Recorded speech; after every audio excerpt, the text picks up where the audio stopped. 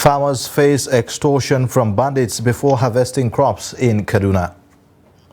Police arrest students over Taraba teachers' killing. Massive security deployment boosts public confidence ahead of Kogi election.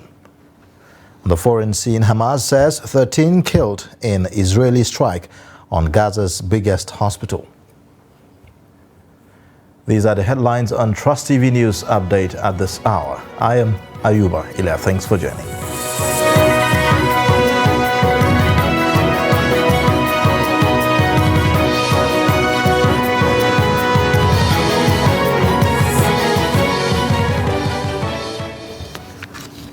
Beginning with security matters, bandits terrorizing Kaduna communities are forcing villagers to pay levies before getting access to their farms to harvest crops. The affected farmers from Kidandang and Galadima villages are being forced, while some in Angor Falau and Kerawa villages face constant harassment and kidnappings while working on their farms. A source from Kidandang village says that farmers usually pay from 70,000 naira to 100,000 naira before they can harvest their farm produce. He explained that those who refuse to pay are either kidnapped, killed, or have their farm produce seized by the bandits. Earlier, we spoke to Daily Trust reporter in Kaduna State, Mohammed Yaba, who has an update on the incident. Well, actually, for the farmers, it was really a pathetic situation that is happening in most of the rural communities in Giwa and also part of the Nungwari communities, where bandits are said to be forcing the farmers or the locals within those communities to pay levies before being allowed to either access their farm and also to harvest the product and the crops we are on those farms. And that has been a challenge for the past 2 years, but despite the efforts of security agencies to curtail the situation, but the farmers are still complaining. They felt they have been abandoned. They felt that they are kind of allowed or being left in the hand of these bandits as they decide what happens within those communities. For instance, on this issue of Kidandang or those communities in Kidandang here in your local government area of Kaduna State, the farmers complain that the warlords that operate within those communities, that is the bandits, usually kind of attack them while working on farms, and sometimes they don't even allow them access the farms without being extorted or being paid good levy. And this levy, as you mentioned, is about 100,000 to 70,000 naira, depending on how large your farm is according to the local interview.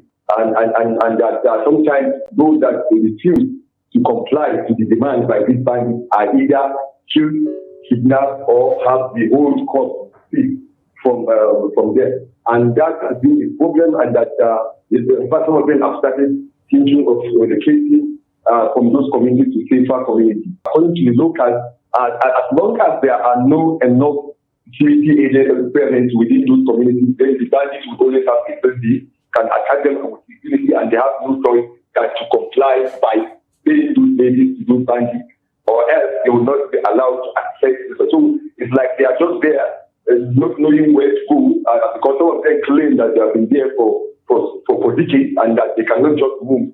You know, based on the findings, most of these communities where these such incidents are happening are located in remote villages.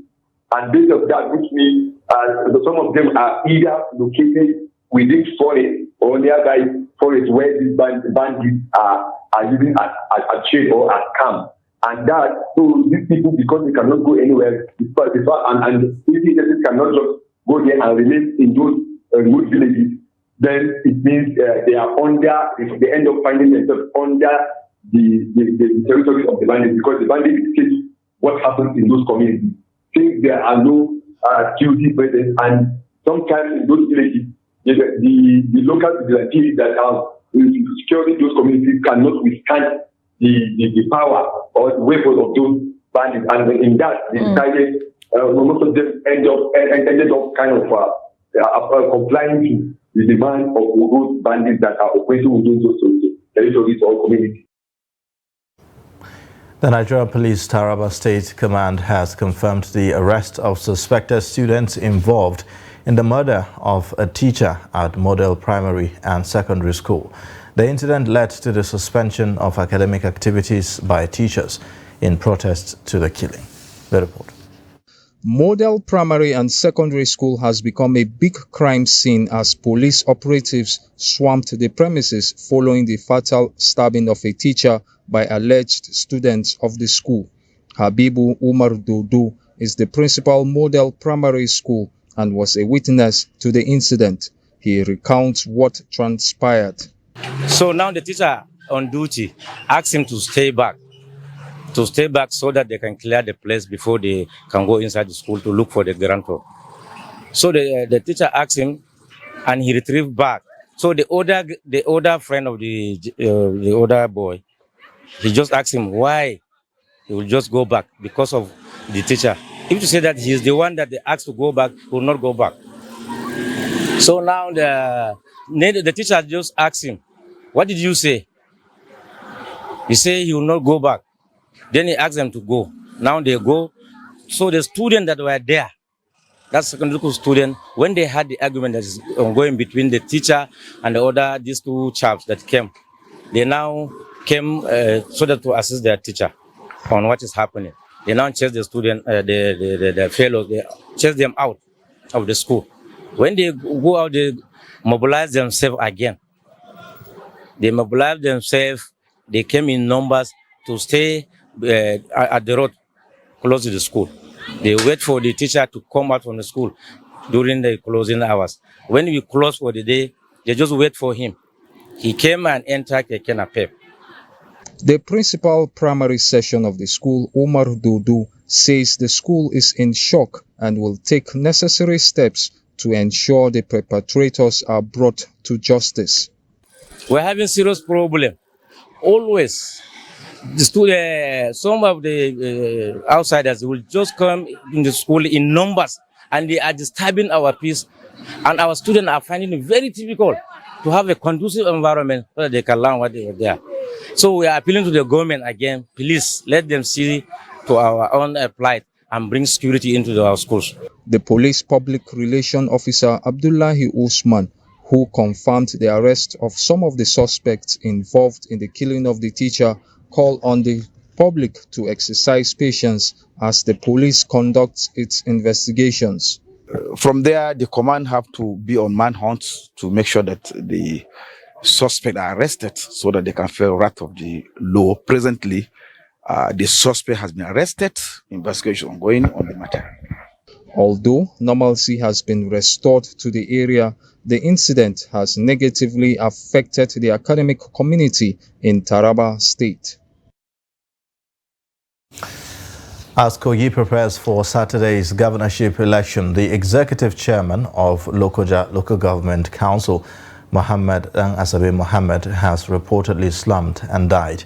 The 33-year-old council chairman was confirmed dead on Friday at a hospital in Lokoja, where he was rushed to after the incident. He was said to have been active, attending series of political meetings all day in preparation for the Saturday's governorship election in the state. Now, a family source said that he was rushed to Shifa Hospital, Lokoja, shortly after he collapsed in the house in the late hours of Thursday.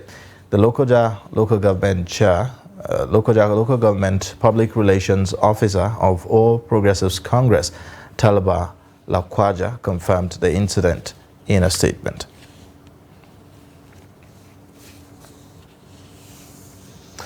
Meanwhile, the massive security deployment in Kogi, one of the 3 states taking part in the off-cycle elections on Saturday, is boosting public confidence despite heightened political tensions in the state.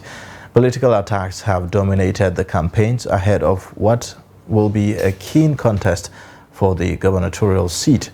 Trust TV's Shafiu Suleiman reports from the state capital, Lokoja, saying that the atmosphere remains upbeat due to the security protocols and deployment.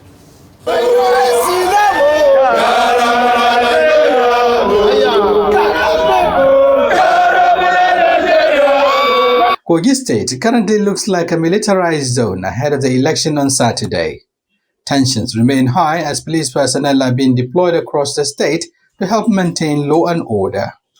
At the INEC State Headquarters in Lokoja, all hands are on deck to guarantee the safety of the facility and members of staff in preparation for the Saturday's exercise. We have men deployed to take charge of this environment to ensure that this headquarters of INEC is secured, devoid of any threat or any public disturbance. The presence of armed personnel across Lokoja demonstrates the commitment of security operatives to ensuring total compliance with security protocols put in place to facilitate a hitch-free electoral process. I will thank Mr. President Asewaju Ahmed Bola Tinubu, Jegaba of Nigeria, for the security that he provided in Kogi State, and the atmosphere is conducive for each and everyone to come out and cast their vote peacefully and went back home.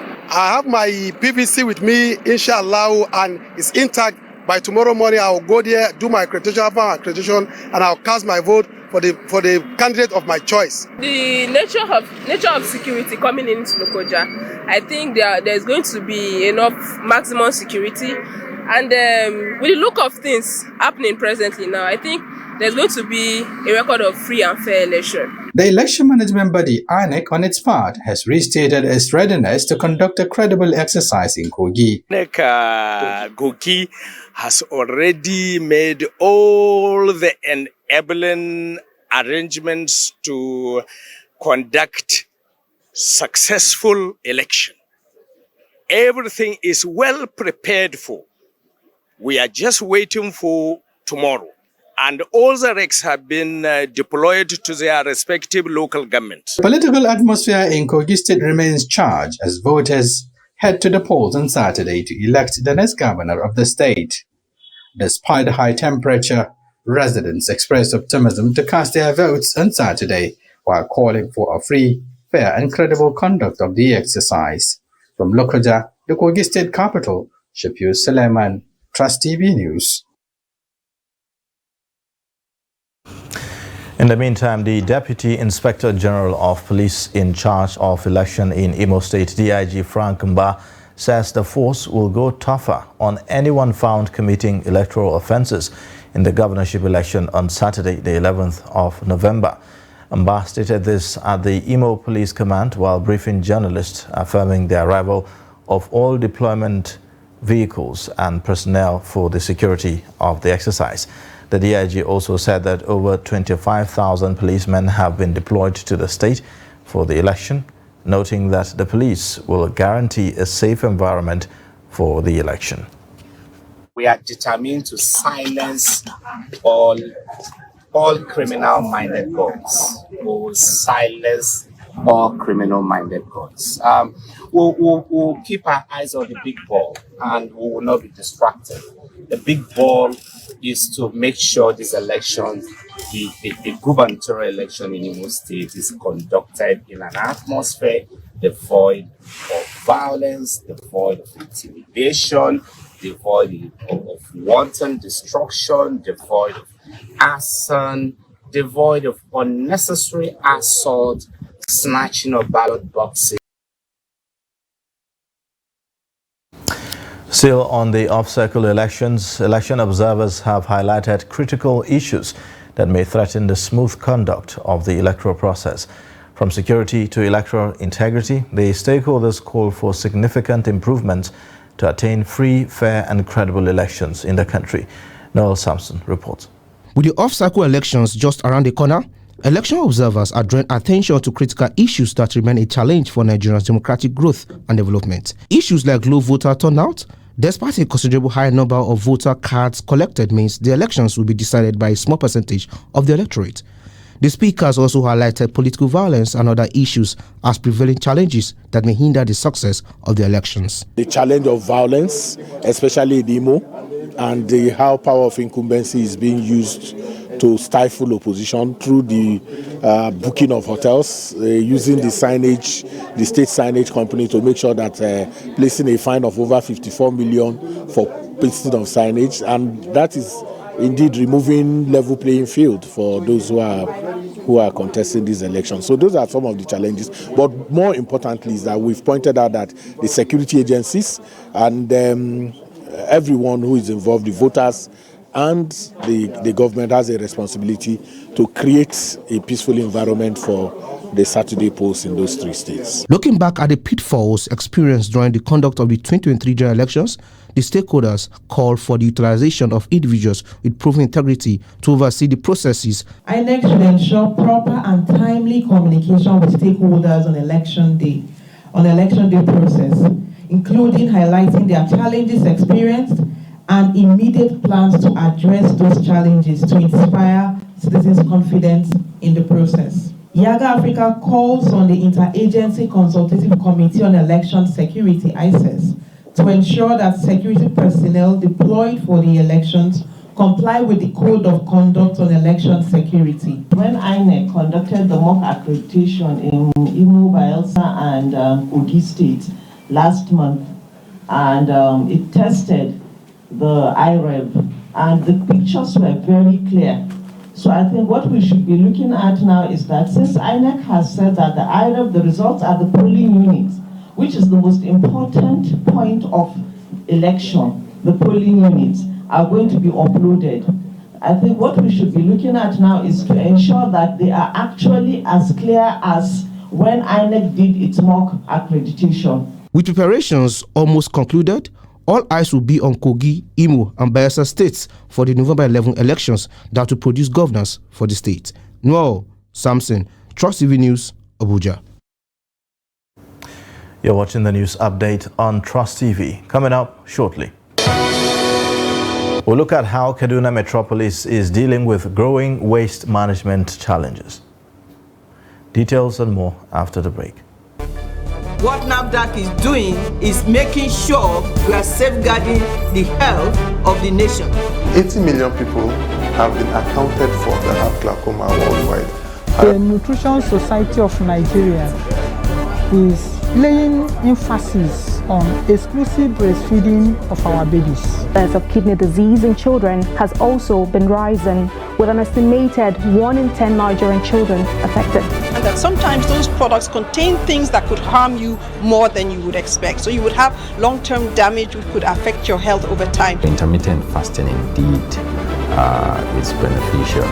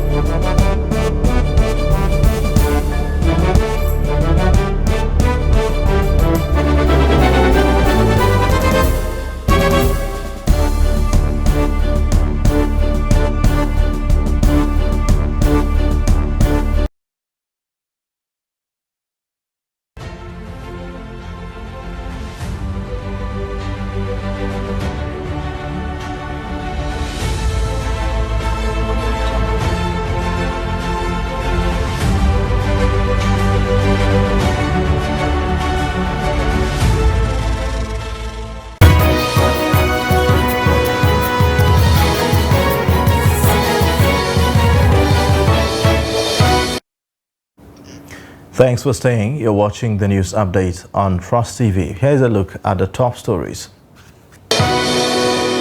Farmers face extortion from bandits before harvesting crops in Kaduna.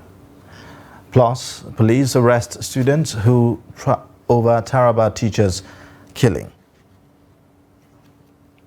In other news, the Court of Appeal, Abuja Division on Friday, the reserved judgment in an appeal filed by the embattled governorship candidate of the Social Democratic Party, Dr. Umar Ardo. The court, after hearing an appeal by Dr. Umar Ardo, his deputy, Amos Yusuf, and SDP, reserved judgment in the appeal. Dr. Umar Ardo is challenging the judgment of the governorship election petition tribunal, which dismissed his petition instituted against INEC, Governor Fintiri, and 16 others.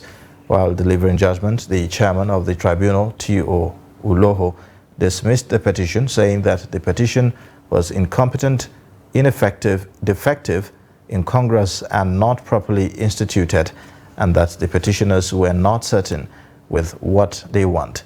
She declares that the petitioners had lumped the ground of corrupt practices and non-compliance with the Electoral Act, as well as failed to file written statements of names of witnesses they intended to call. The Chairman House Committee on Finance, Honorable James Faleke, has called on President Bola Tinubu to caution heads of ministries, departments and agencies under finance to respond to the House Committee's invitation in order to ensure the quick passage of the medium-term expenditure framework.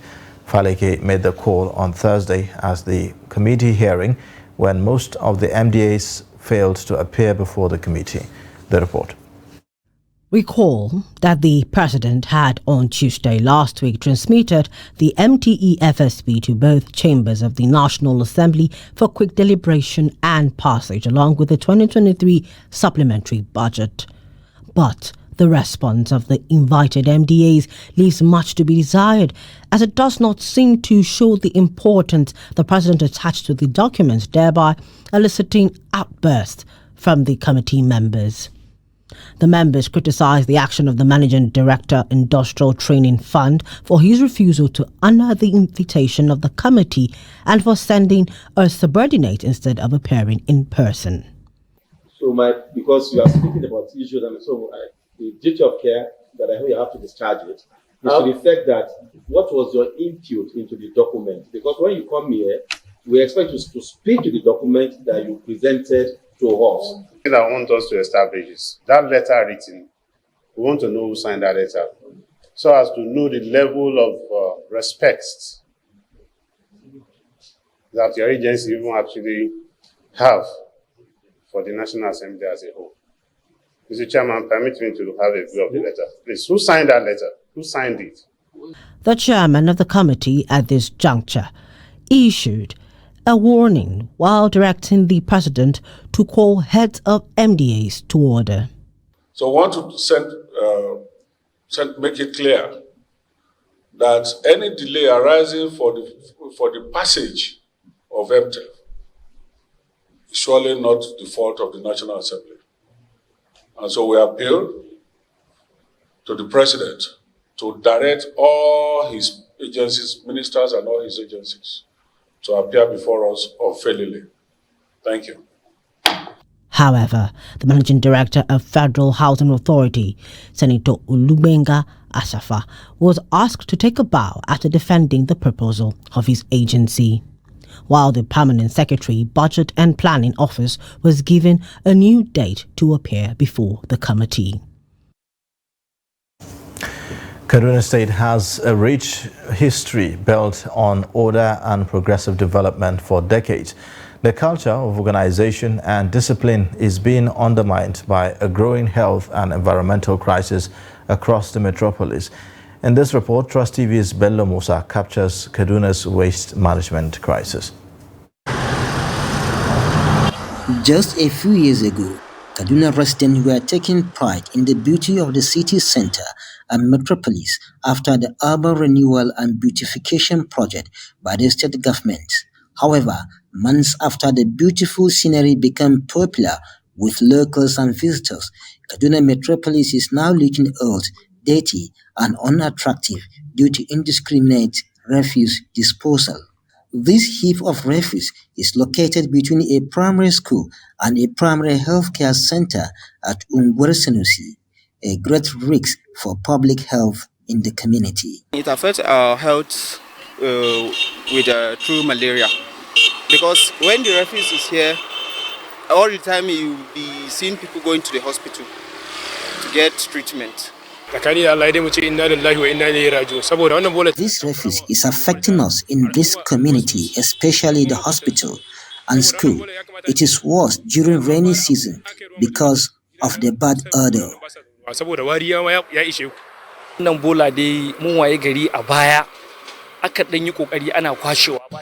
In the past, they used to evacuate it, but now it has reached to this level. We don't know why they yet to evacuate it. In Tudunwada, this location has been a dumping ground for the community, despite its close proximity to a school. According to community members, the state government began evacuating the refuse only to stop along the way.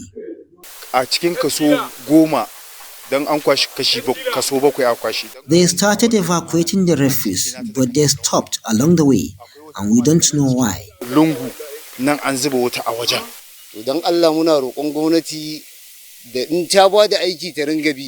We are calling on government to monitor the evacuation of this refuse. When they started, we were happy, but they abandoned it.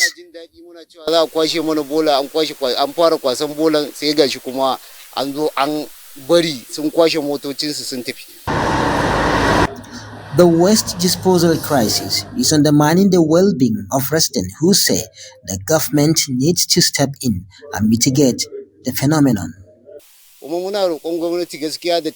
We are appealing to government to provide designated places for dumping refuse as well as provide refuse bin within the communities. Lack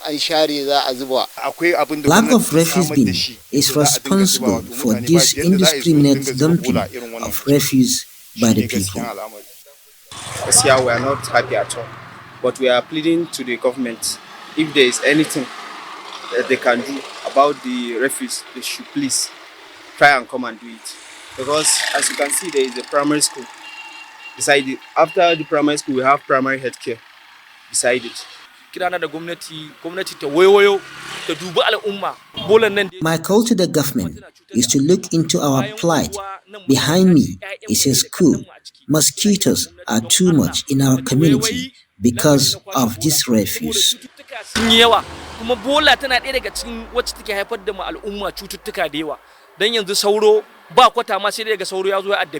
Efforts to reach the administrator of the Kaduna Capital Territory, Samuel Arwan, for comment were unsuccessful.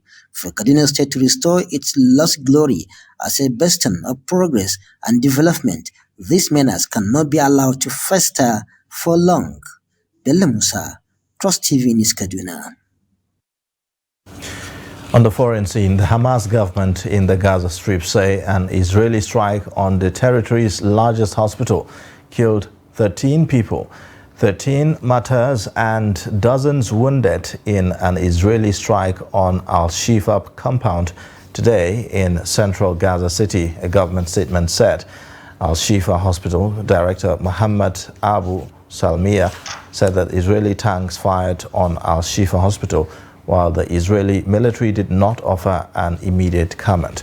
Israel reported heavy fighting on Thursday near the hospital, saying it had killed dozens of militants and destroyed tunnels that are key to Hamas's capacity to fight. Now, the Israeli army has repeatedly accused Hamas of using hospitals, particularly Al-Shifa, to coordinate their attacks against the army and also as hideouts from its commanders. Hamas authorities and doctors deny the accusations.